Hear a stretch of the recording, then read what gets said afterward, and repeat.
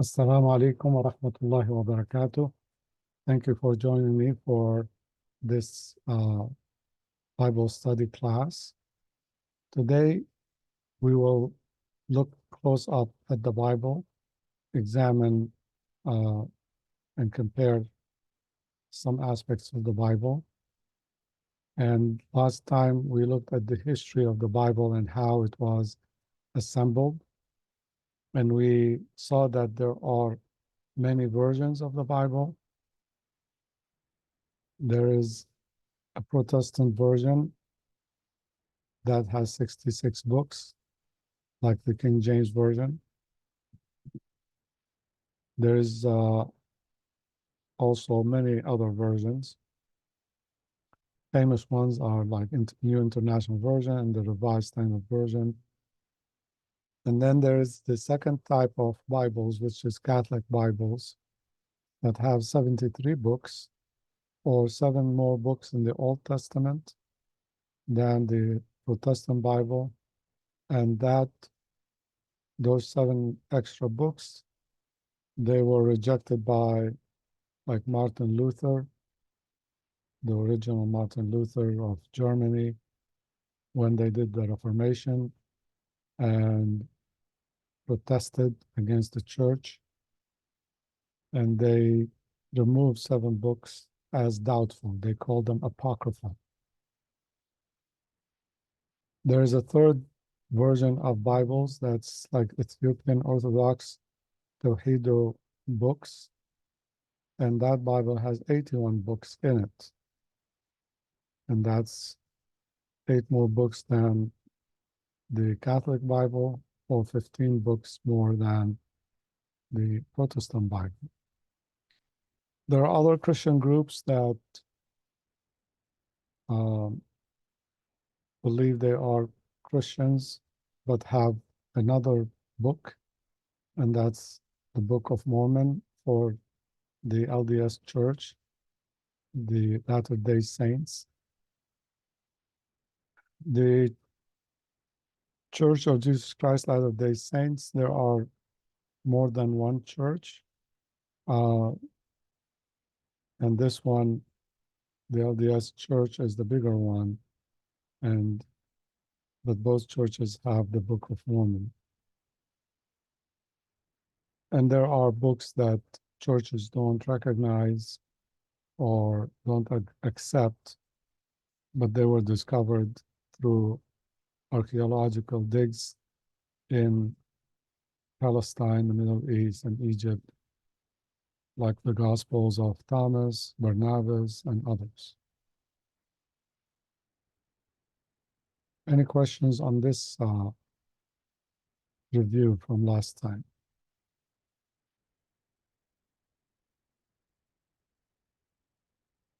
All right. So we're going to go by the book that's the Revised Standard Version of the Bible. And the Revised Standard Version of the Bible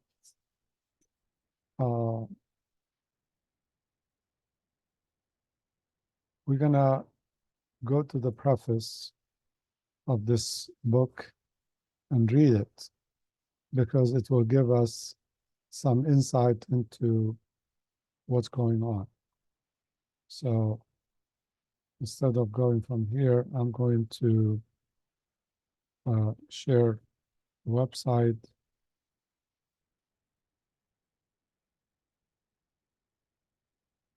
directly.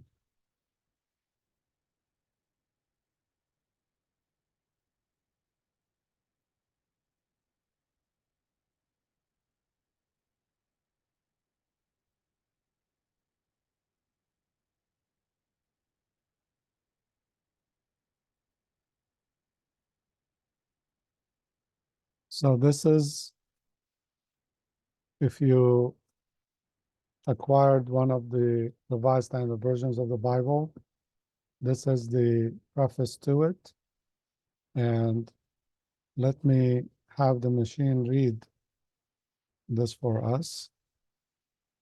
Please be patient. RSV, Preface, page 1. Preface to the Revised Standard Version. 1971, on the occasion of the second edition of the New Testament. The Revised Standard Version of the Bible is an authorized revision of the American Standard Version, published in 1901, which was a revision of the King James Version, published in 1611. The first English version of the Scriptures made by direct translation from the original Hebrew and Greek, and the first to be printed, was the work of William Tyndale. He met bitter opposition. He was accused of willfully perverting the meaning of the Scriptures, and his New Testaments were ordered to be burned as untrue translations. He was finally betrayed into the hands of his enemies, and in October 1536, was publicly executed and burned at the stake. Yet Tyndale's work became the foundation of... So here we see that subsequent English versions, notably those of Coverdale, 1535, Thomas Matthew, probably a pseudonym for John Rogers, 1537, the Great Bible, 1539, the Geneva Bible, 1560, and the Bishop's Bible, 1568. In 1582, a translation of the New Testament, made from the Latin Vulgate by Roman Catholic scholars, was published at Reims.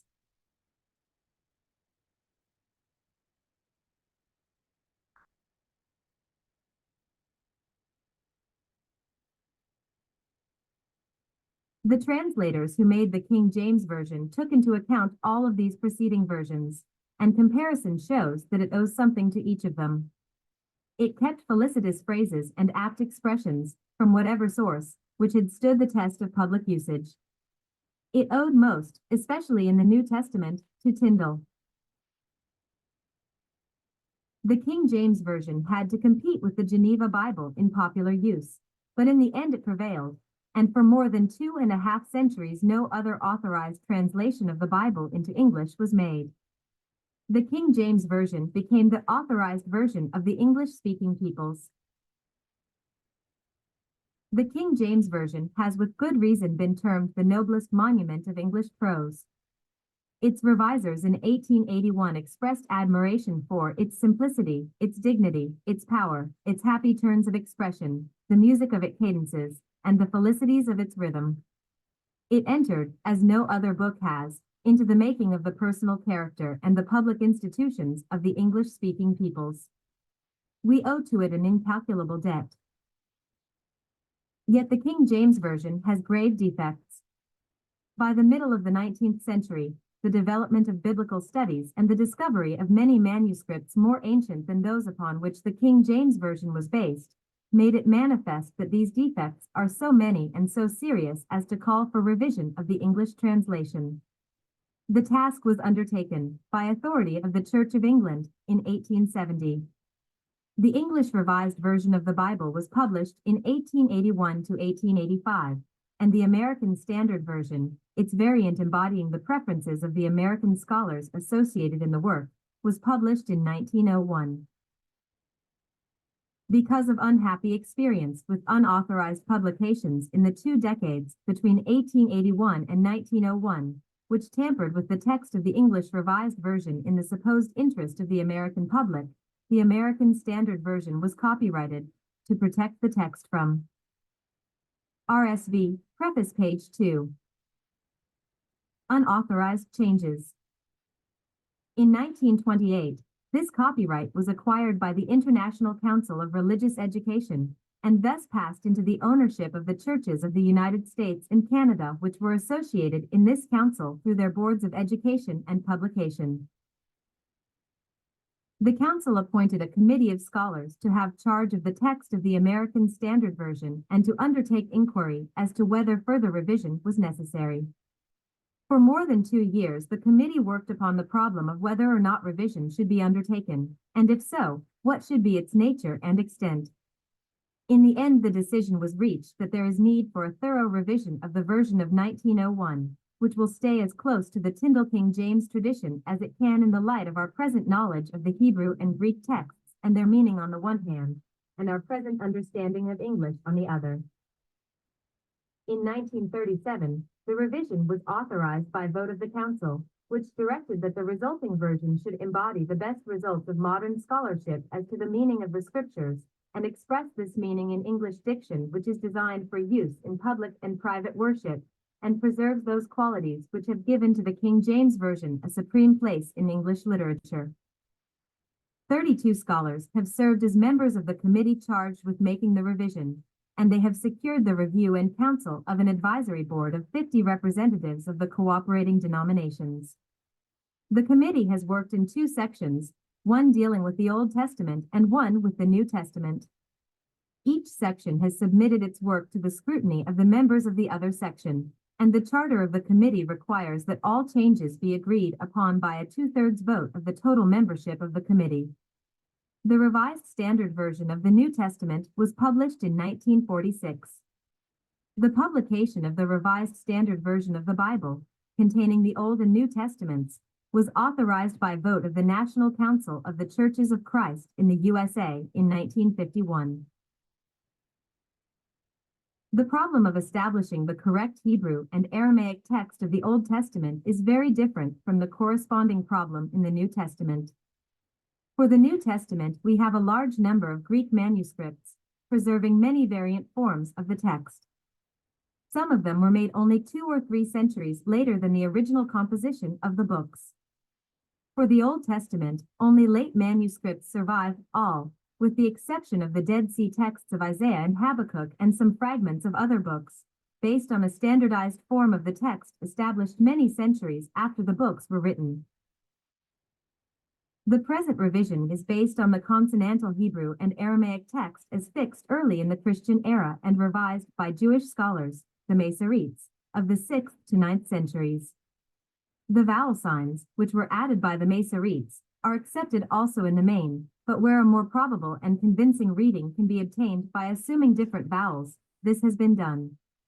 No notes are given in such cases, because the vowel points are less ancient and reliable than the consonants. RSV, Preface, page 3. Departures from the consonantal text of the best manuscripts have been made only where it seems clear that errors in copying had been made before the text was standardized. Most of the corrections adopted are based on the ancient versions, translations into Greek, Aramaic, Syriac, and Latin, which were made before the time of the Masoretic revision and therefore reflect earlier forms of the text. In every such instance, a footnote specifies the version or versions from which the correction has been derived, and also gives a translation of the Masoretic text.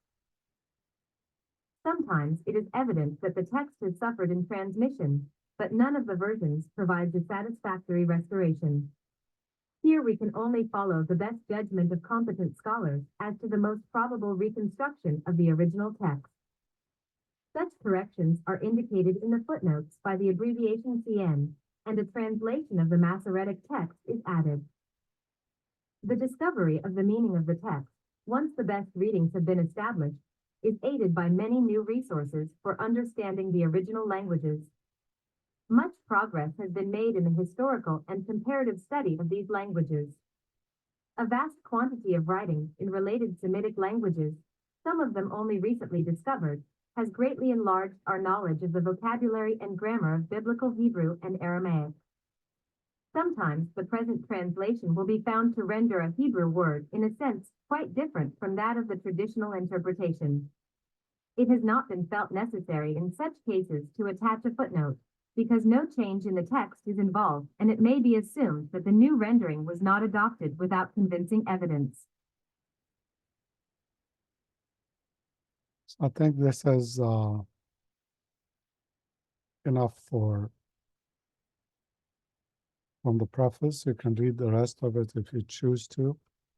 But I wanted that instead of me making statements that may be misconstrued as false, I wanted the Bible scholars, these 32 scholars of the Bible, who were commissioned by the Church of England and from 50 denominations, came together, and this is what they are saying about the Bible and what happened to it and how we ended up with the current translations. I have copies of the Revised Standard Version of 1951 and 1971. And we have seen that even after they revised them, they put back many of the things they took out just to please the people. So here on the website Bible Gateway, you can see, you can choose which version of the Bible you want. Like I have here the New King James Version, but you can select if you want, you know, the Revised Standard Version. There is the Protestant version and the Catholic version. So again, the Catholic has 7 extra books, or 7 more books than the Protestant one. Okay. Most Christians in America still prefer like the King James version, or they like the New King James Version. And it's most popular, like this red one here I have. Now I want to go back to our presentation, and I'm gonna share again the PowerPoint.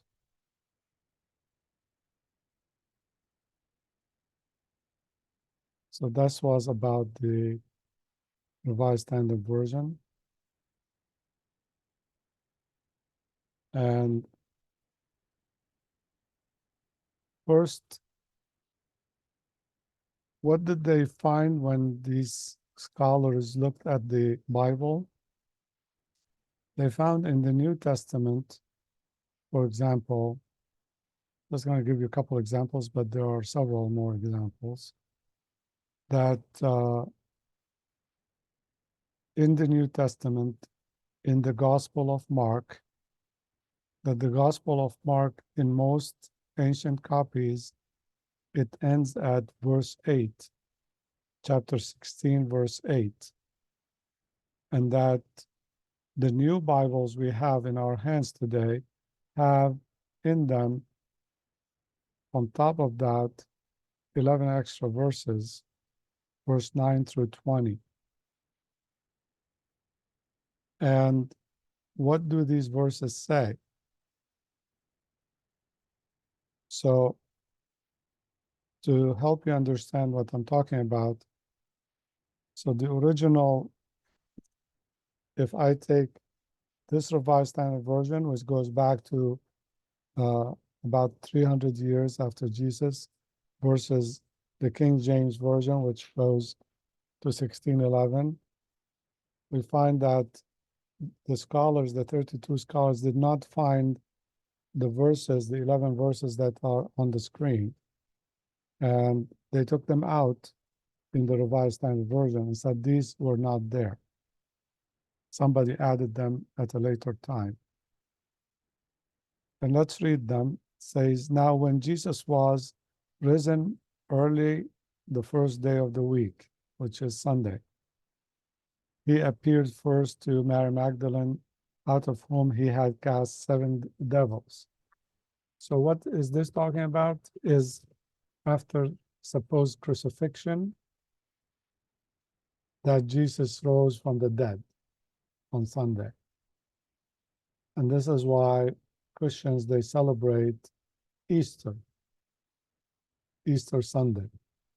They believe on Friday, called Good Friday, that Jesus was crucified for their sins. And then he died on the cross and was buried. Then on Sunday morning, he rose from the dead. Where do they get that information from? From this part, Mark chapter 16, verse 9.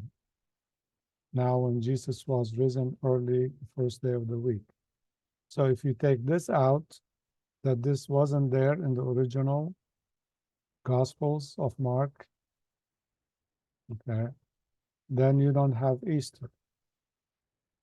Then Jesus did not rise from the dead. It also has that Mary Magdalene, she went and told them, meaning his disciples that had been with him, as they mourned and wept. And they, when they had heard that he was alive and had been seen of her, believed not. They did not believe her. After that, he appeared in another form unto two of them as they walked and went into the country. And they went and told it unto the residue, to the rest of the group, neither believed they them. Afterwards, he appeared unto the 11 as they sat at meat, and upbraided them for their unbelief and hardness of heart, because they believed not them which had seen him after he was risen. And he said unto them, Go ye, which means go you, into all the world and preach the gospel to every creature. This verse 16:15 is called the Great Commission. All the evangelical churches depend on this verse that says Jesus told them to go out and convert the world to Christianity. So for centuries, they have been going on missions and crusades to convert everyone to Christianity based on this is called the Great Commission. Go you into the world and preach the gospel to every creature. And what's the message? He that believes and is baptized shall be saved, but he that believes not shall be damned.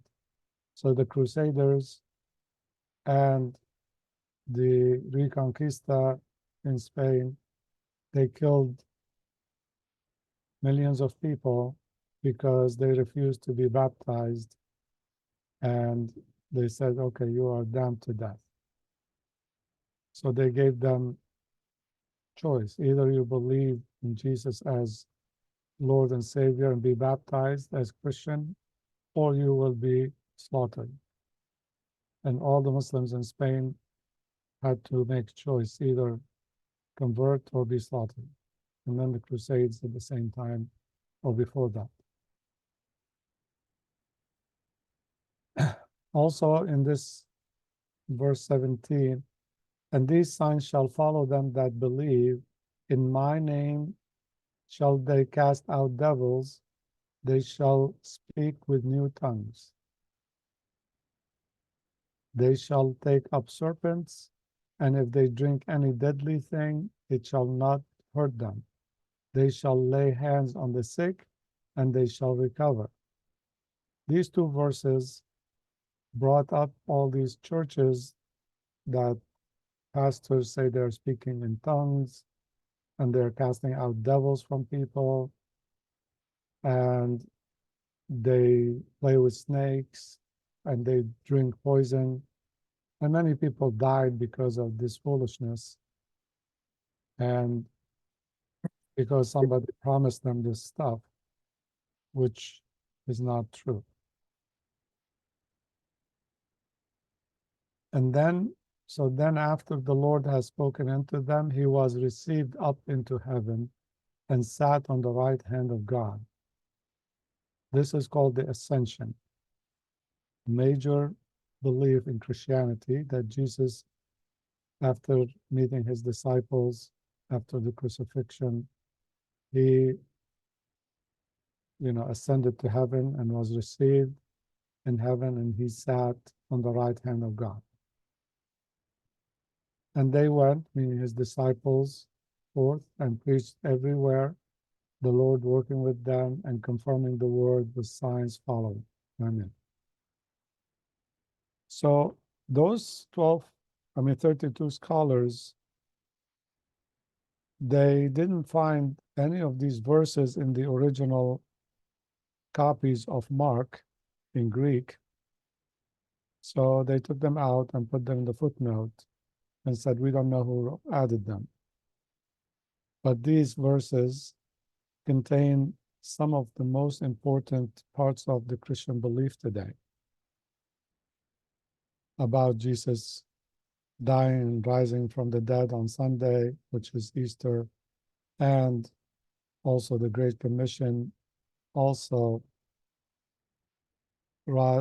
gave rise to churches that believe in, speaking in tongues and playing with snakes and drinking poison and so on. And a lot of people died as a result. But that was in the 1952 revision that I have here, taken out. Then what they did is they restored it, put it back in the 1972 edition, because 2 churches out of 50 complained. You say, wait a minute. If you take all of this out, these 11 verses, then we lost Easter, then we lost the Great Commission, and we lost all of this stuff. We're not going to accept that. So today in the market, you will find some Revised Standard Versions have them and some don't have them. Depends on your luck. They print and sell both versions of the Bible. Another edition was this example in John 7:53 and 8:1 through 11. So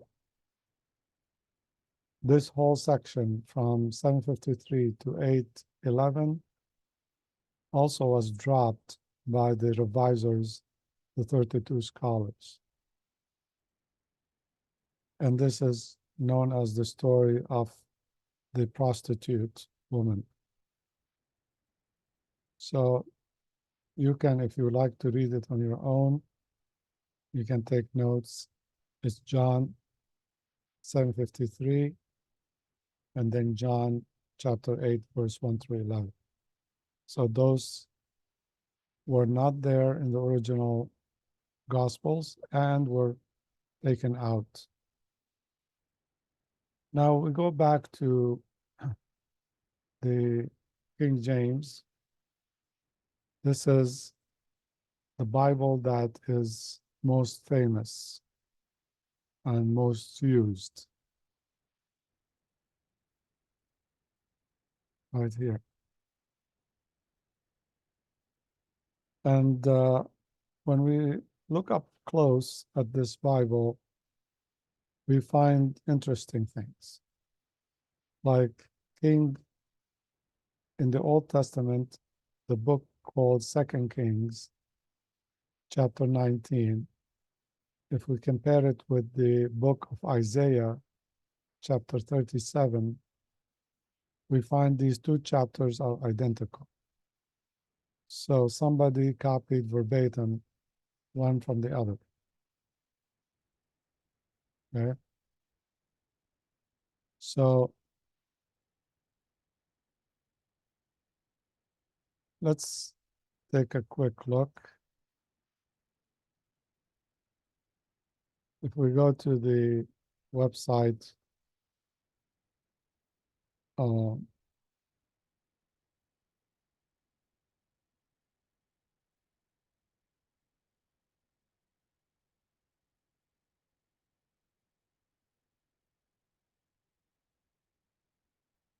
so if we take 2 Kings 19, this is 2 Kings, and we go down to chapter 19.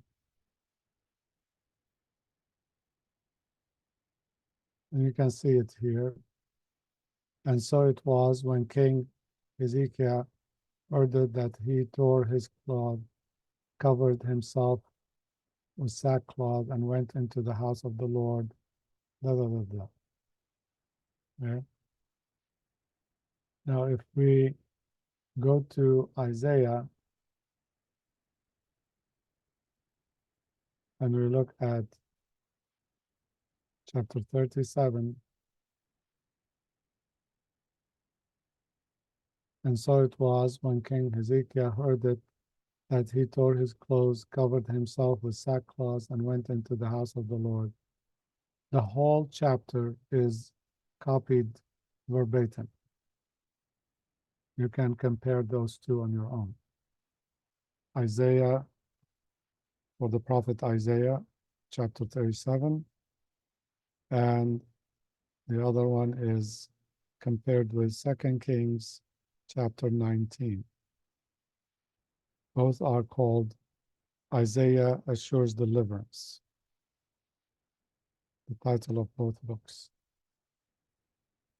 So, you know, if you're talking about the book of God, where God reveals two identical chapters,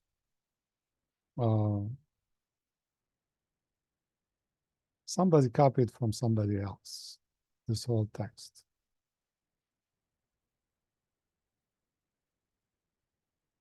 If that makes sense. Any questions on what we covered so far?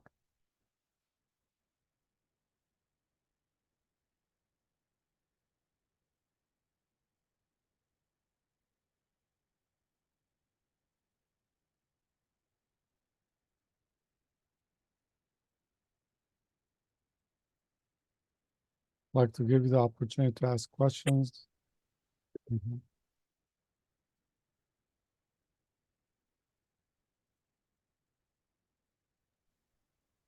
So the only account of Jesus being risen is in Mark 16-20. No, there is a second account, but also was removed.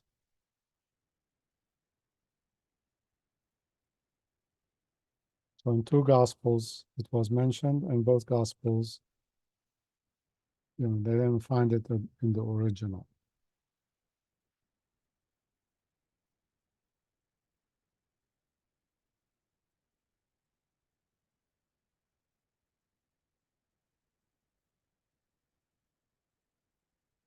So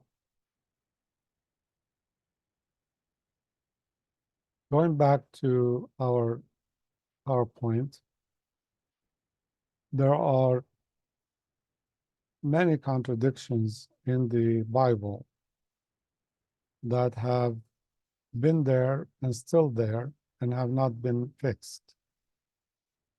So here we will give you some examples, and you're welcome to write the references and check them out.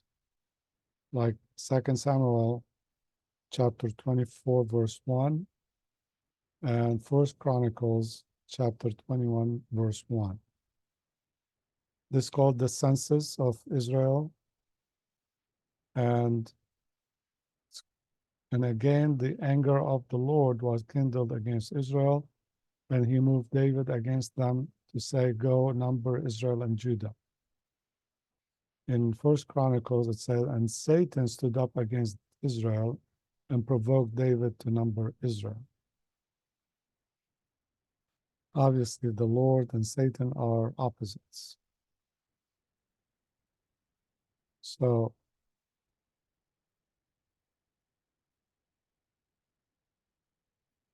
let's look at those quickly, just to make sure that they haven't changed them. I mean, they could have changed them by now. They should have fixed this problem, but they apparently either don't care or something is wrong.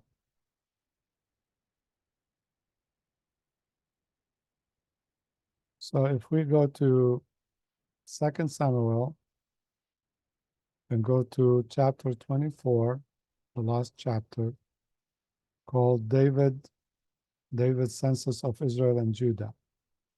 Here it reads, and again the anger of the Lord was aroused against Israel, and he moved David against them to say, go number Israel and Judah. The same reference is in 1 Chronicles chapter 21,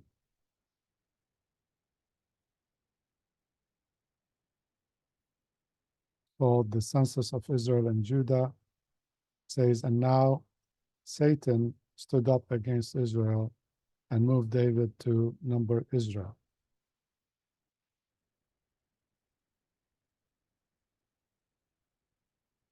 Okay.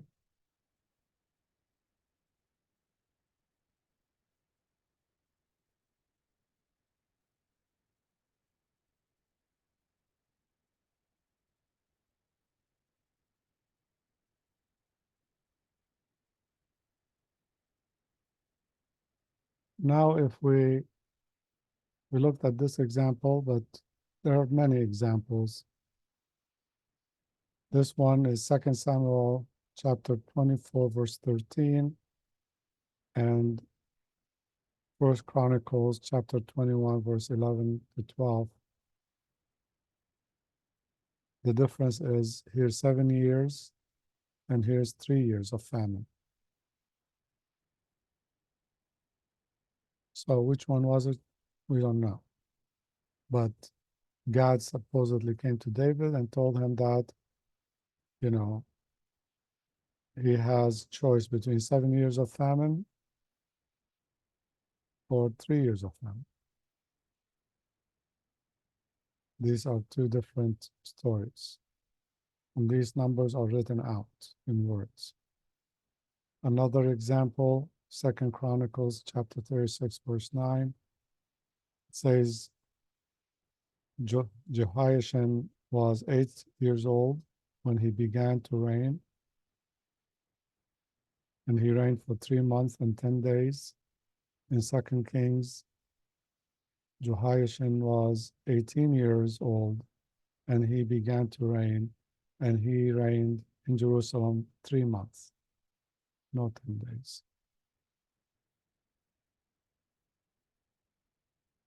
Again, you could write these references, check them out on Bible Gateway for yourself. Another example, 2 Samuel chapter 10, verse 18. And the Syrians fled before Israel, and David slew the men of 700 chariots or chariotees and 40,000 horsemen. In 1 Chronicles chapter 19, verse 18, but the Syrians fled before Israel, and David slew of the Syrians 7,000 men, not 700. That's about 6,300 more, which fought in chariots, and 40,000 footmen, not horsemen.